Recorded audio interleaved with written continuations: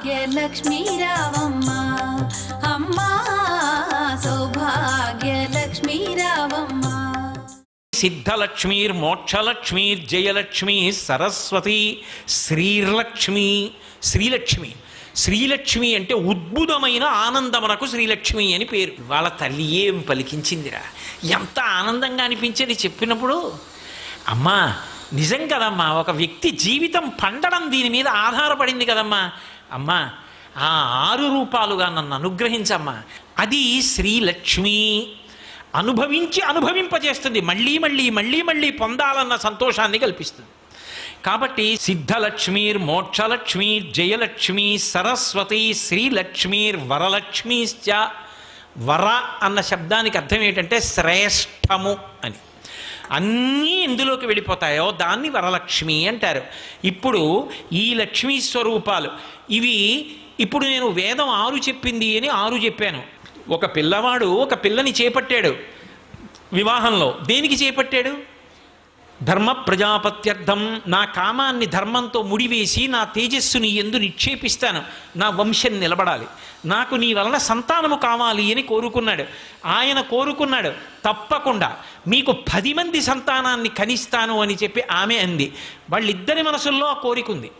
ఆమెకి మనసారా కోరికుంది ఆయన తన వలన తండ్రి కావాలి అని. ఆయనకి ఈమె వలన నేను ధర్మ సంతానాన్ని పొందాలి కోరికుంది. వాళ్ళిద్దరికీ ఉంటే సరిపోతుందా?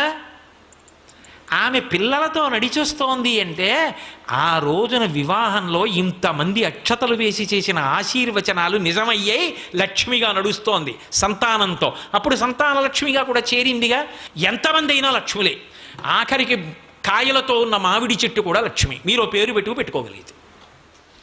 కాబట్టి ప్రధానంగా అనుగ్రహ శక్తులుగా ఎన్ని రకాలైన లక్ష్మీ కటాక్షాలు ఉన్నాయో అన్ని కటాక్షాలు శ్రేష్టత్వము చేత వరలక్ష్మి ఎందు అన్వయమైపోతాయి. చివరికి వరలక్ష్మిని చెప్తారు, మోక్షలక్ష్మిని చివరికి మధ్యలోకి తెస్తారు. ఎందుకంటే ఆ సంతోషం దగ్గరికి పూర్తి చెయ్యాలి కాబట్టి. లక్ష్మీ కటాక్షం చెప్పినప్పుడు మాత్రం సిద్ధలక్ష్మి పక్కకే మోక్షలక్ష్మి వచ్చింది. అది వేదం యొక్క హృదయం. అది నేను మీరు కాదు చెప్పింది, అది చెప్పింది పరమేశ్వరుడు. లక్ష్మీ కటాక్షము యొక్క తీరు ఎలా ఉండాలో, దాని చేత అందరూ ఎలా సంతోషపడాలో, ఆ క్రమాన్ని ఆవిడ ఎలా అనుగ్రహిస్తుందో చెప్పారు. అందుకే ఇప్పటికీ కూడా మన దేశంలో ఒక ఆచారం, మనం ఏదైనా పని చేస్తున్నాం అనుకోండి, నేను చేస్తున్నాను అని చెప్పి ఎప్పుడు చెయ్యను, అలా చెయ్యకూడదు కూడా. అందుకే సంకల్పము కార్యముగా మారడం వెనక, సంతోషము నిలబడము వెనక లక్ష్మీ కటాక్షం ఉంది. అందుకని సిద్ధలక్ష్మీర్ మోక్షలక్ష్మీర్ జయలక్ష్మీ సరస్వతి శ్రీలక్ష్మీర్ వరలక్ష్మీశ్చ ప్రసన్నా మమ సర్వదా. ఎప్పుడు ఏదో అమ్మ 1 రోజో 2 రోజులో ఏదో శ్రావణ శుక్రవారం వరలక్ష్మీ వ్రతంలో కాదు, సర్వదా అన్ని కాలముల యందు అన్ని దేశముల యందు నాకు ఈ బుద్ధి నీ అనుగ్రహంగా నిలబడాలి.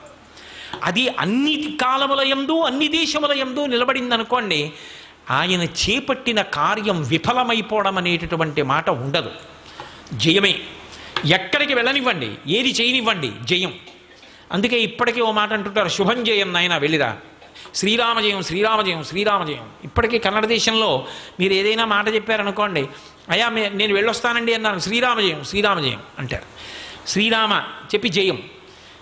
ఏదైనా సరే ఒక కార్యం సంకల్పం మంచిది రావడం దగ్గర నుంచి సంకల్పం పూర్తవడం వరకు ఆవిడ అనుగ్రహం. ఇక్కడ మీరు ఒక మాట బాగా పట్టుకోవాలి. బాగుందండి, సంకల్పం రావడం గురించి చెప్పారుగా, మరి సంకల్పం మంచిది అయితే కదా ఇవన్నీ. మంచి సంకల్పం ఎలా వస్తుంది? ఆవిడ అనుగ్రహం ఉంటే వస్తుంది. కీర్తి అని ఒక మాట, యశస్విని అని ఆవిడికి పేరు. అంటే ఆవిడ కీర్తినిస్తుంది. ఆవిడకున్న గొప్ప లక్షణం అది. ఆవిడ ఏమిటో తెలుసా? మీరు ఆవిడ్ని ఎంత స్తోత్రం చేస్తున్నారో దానికి ఆవిడ పొంగిపోదు. ఆవిడ మీరు కూడా స్తుతింపబడేటట్టు చేస్తుంది లోకంలో. మీరు మీ ఎదురుగుండా ఉన్నారా మీ ఎదురుగుండా లేరాతో సంబంధం ఉండదు. తెల్లవారి లేస్తే ఆ పేరు చెప్పేటప్పటికీ 2 చేతులు కైమోడ్చి కొన్ని కోట్ల మంది నమస్కరిస్తున్నారు అనుకోండి. ఆ కీర్తి ఇవ్వడానికి ఎటువంటి సంకల్పం వాడిలో పుడితే ఆ కార్యం చేస్తాడో అటువంటి సంకల్పం పుట్టిస్తుంది. సర్వం శ్రీ ఉమామహేశ్వర పరబ్రహ్మార్పణమస్తు. స్వస్తి.